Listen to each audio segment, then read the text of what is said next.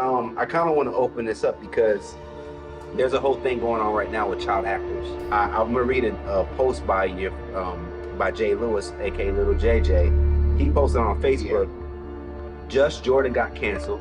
I ain't giving up no ass." Remember Lil JJ, that sharp, funny 11-year-old from Little Rock, Arkansas, who stepped on a BET stage and straight up outshined grown comedians like it was nothing? The crowd went wild, jaws dropped, and everyone knew a star had just been born. But what if I told you that same kid, the one who made everyone laugh until they cried, suddenly vanished from the spotlight? When y'all really be lying is when y'all whooping us. Talking about, I'm whooping you, cause I love you. And the reason why will leave you stunned. Let's rewind to where it all started. October 31st, 1990, Halloween night in Little Rock. A baby named James Charles Lewis II came into the world with a natural spark that would change everything. He wasn't just any kid. He had that rare spark, charm, wit, and timing that could light up any room. By the time he was just 8 years old, James was already doing his thing, performing at church events, local talent shows, and family gatherings. While most kids were playing games, he was cracking jokes that could make grown folks forget their troubles for a minute. The Lewis household quickly turned into his testing lab. Dinner became showtime, and his siblings were his first audience. Teachers at his school couldn't believe it. Before he went to college, like, you know what I mean? He went and did something else, like, and like, it's so crazy. Every show and tell turned into a full-on comedy set. He wasn't just funny, his humor was smart, confident, and clean. Something rare for his age, everyone saw it. This boy was born for the stage. At just 9 years old, he stepped onto a local talent show stage, barely tall enough to reach the mic stand, and man, he didn't disappoint. The crowd expected a cute performance, but what they got was a 5-minute routine comparing kids and adults. Sharp, hilarious, and smooth like a pro. The audience exploded in laughter and cheers. They knew they had witnessed something special. Word spread fast across Little Rock's small entertainment scene. There's this little dude who performs like he's been doing it for decades. Comedy club owners started calling, wanting to see him in action. His parents were nervous at first, but James was determined. They finally gave in, and that next performance changed everything. He performed in front of more than 200 adults at a family-friendly comedy show, and by the end, the whole place was on their feet. He didn't just get laughs, he got a 5-minute standing ovation. That night, Little James became Lil JJ, and people couldn't stop talking about the boy genius from Arkansas who could go toe-to-toe with adults on stage. Before long, club owners wanted to book him weekly. Local TV wanted interviews. Comedy festivals bent the rules just to feature him. In a city where dreams felt distant, a kid had just made the impossible look easy. By 2003, Lil JJ wasn't just a hometown hero anymore. He was about to shock the whole country. When BET announced its national competition coming to the stage, searching for the next big comedian, JJ's family knew this was their shot. They filmed his audition right there in their Arkansas living room. No fancy lights, no Hollywood polish, just a kid with pure fire and a dream. Then came the call. Bet wanted him in Los Angeles for the live competition. His parents maxed out their credit cards just to get him there, believing their boy was destined for something bigger. Imagine that. A small-town family betting everything on an 11-year-old with a joke book and confidence taller than the Hollywood sign. Standing backstage surrounded by grown comedians with years of experience, most kids would have been shaking. But not JJ. When his name was called, he stepped out under those bright lights like he owned them. His delivery, flawless. His timing, unmatched. His stage presence, electric. He wasn't just funny. He was commanding respect from comedians twice his age. When the judges announced James Charles Lewis II as the winner, it wasn't just a trophy moment, it was history. The audience went crazy, and Hollywood took notice. But behind the applause, something darker was waiting. Within months, his family's phone wouldn't stop ringing. Talent agents, producers, and studio execs all wanted a piece of the miracle kid. Comedy clubs booked him for weekend shows and plastered his name across every poster in sight. Local TV stations lined up for interviews, and festivals broke their own age rules to get him on stage. The world wanted Lil JJ, and the offers kept stacking higher. Then came the big fish, Hollywood scouts in fancy suits flying out to Arkansas, waving contracts that promised a future beyond imagination. They talked money, fame, shows, merchandise, everything a young dreamer could imagine. For the Lewis family, it felt like winning the lottery. But JJ wasn't just chasing fame, he was chasing purpose. He told his parents that staying in Arkansas felt like standing still. He wanted more, and he wasn't afraid to go get it. So, in late 2004, the Lewis family packed their lives into a moving truck and drove straight into the unknown, Los Angeles. It was a whole new world, bright lights, big promises, and an industry that smiled on camera but played by cold, secret rules behind the scenes. JJ, now officially Lil JJ, began auditioning all over town. His natural comedy instincts gave him an edge over other young actors reading stiff lines, while others played it safe. He brought his own flavor, improvising, cracking jokes, making every script his own. Hollywood had never seen anything like him.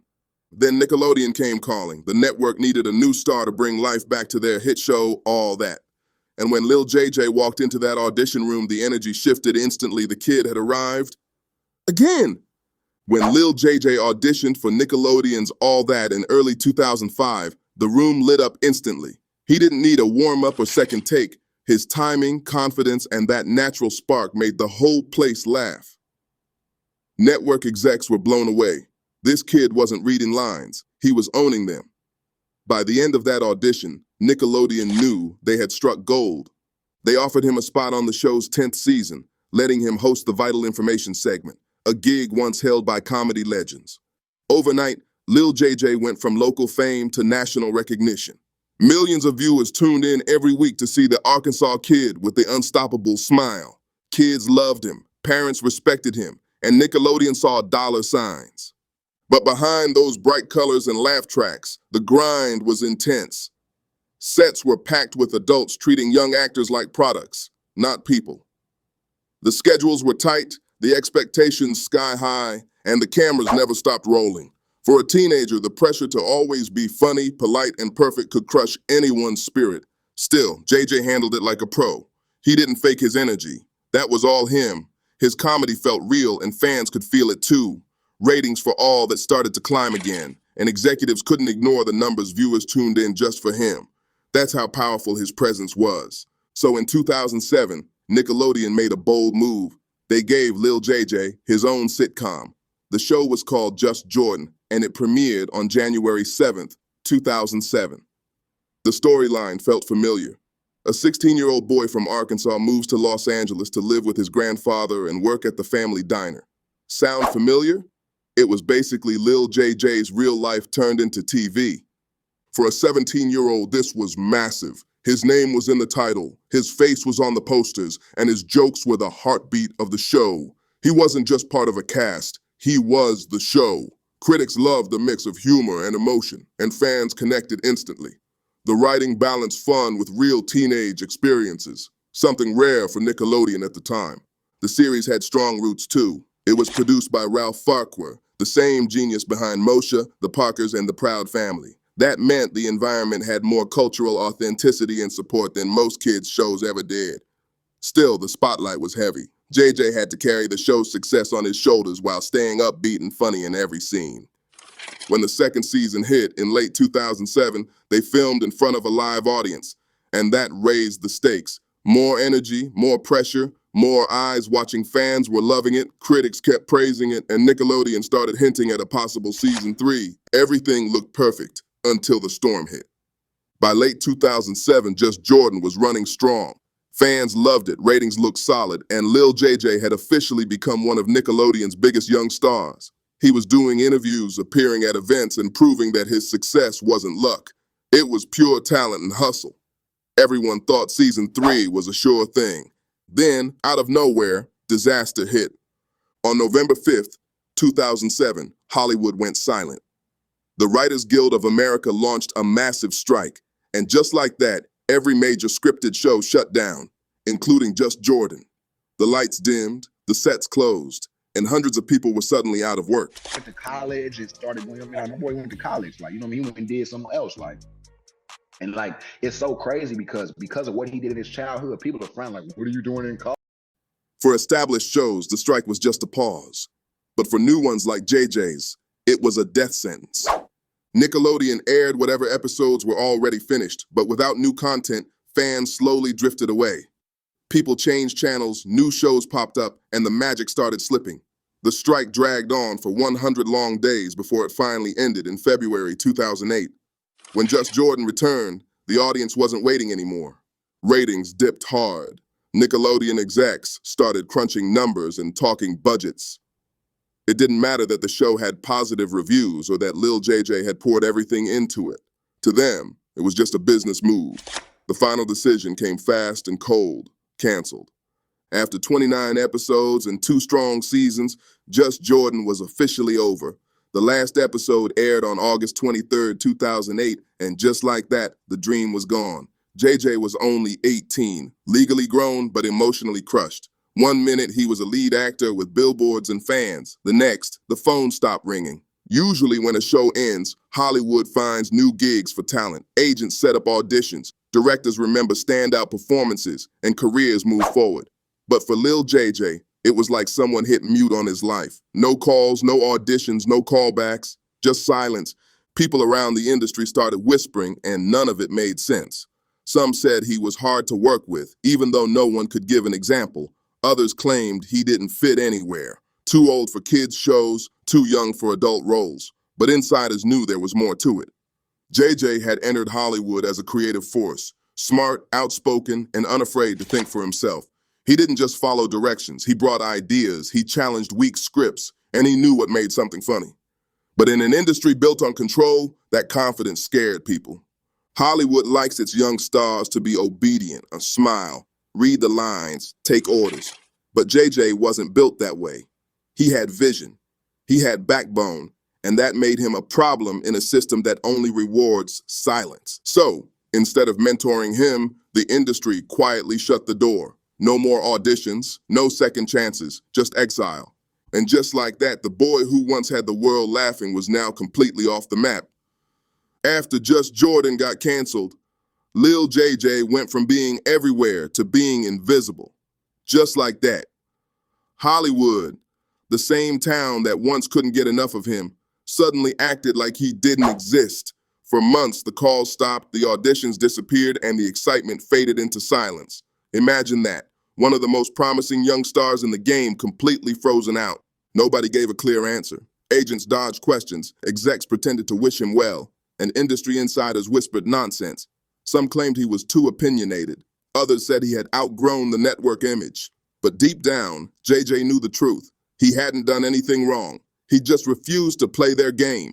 Instead of breaking down, he did something most young stars never get the chance to do. He stepped back and rebuilt. JJ went home to Arkansas and enrolled at Arkansas Baptist College. Focusing on his education and mental peace, he joined Omega Sci-Fi, surrounded himself with real people again, and slowly found balance. Away from the cameras, he could finally breathe, but he didn't disappear completely. JJ started opening up in interviews and small comedy sets about what it was really like growing up in the industry. He spoke about the pressure, the long hours, the expectation to always smile and stay marketable. Even when life felt heavy, those talks hit different because he wasn't bitter. He was honest. Yet in Hollywood, honesty can be dangerous. Casting directors stopped reaching out. Producers avoided him. Every time he spoke about what child actors went through, doors quietly closed behind him. It wasn't loud blacklisting. It was the quiet kind, the kind that erases your name off call sheets without a word. Still, JJ didn't let it end him. He hit the road again, performing stand-up in clubs across the country, rebuilding his confidence one laugh at a time. He popped up on shows like Wild 'N Out and other appearances where his raw humor reminded fans exactly who he was. He was surviving, not thriving, but he was still standing. Then, in March 2024, the silence around Nickelodeon finally broke. A shocking documentary called Quiet on Set: The Dark Side of Kids TV dropped, exposing decades of hidden pain inside the network that had once made Lil JJ a star. The show revealed stories of manipulation, toxic environments, and how young performers were pushed to their limits behind closed doors. Big names were suddenly being questioned, and the powerful producer Dan Schneider, who had shaped so many childhood shows, was at the center of it all. As survivors began speaking out, social media exploded. Fans started tagging every former Nickelodeon star they could find, asking who knew what and who had stories to tell. And one name that kept popping up was Lil JJ. Everyone wanted to know what really happened to him. When the Quiet on Set documentary dropped in 2024, it sent shockwaves through Hollywood. Every news feed, every talk show, every timeline was on fire. The world finally saw what had been hiding behind the bright lights and laughter of Nickelodeon's kid empire. Former child stars came forward with heavy stories, including Drake Bell, who revealed how he had been abused by a dialogue coach named Brian Peck when he was just 15. The truth hit hard, and fans everywhere were heartbroken. I'm gonna read a post by Jay Lewis, aka Lil JJ. He posted on Facebook, "Just Jordan got canceled. I ain't giving up no ass. LOL." As the outrage grew, people started calling out every name tied to that era. What happened to Amanda Bynes? Where's Jeanette McCurdy? And loudest of all, what about Lil JJ? His name flooded timelines, posts, tags, DMs. Everyone wanted answers. Was he part of it? Did he know? Why had he vanished? The pressure was insane. Some fans demanded he speak out, others assumed the worst. But JJ had been quiet for years, choosing peace over the chaos. Still, when the noise got too loud to ignore, he decided to finally say his piece, in his own raw way.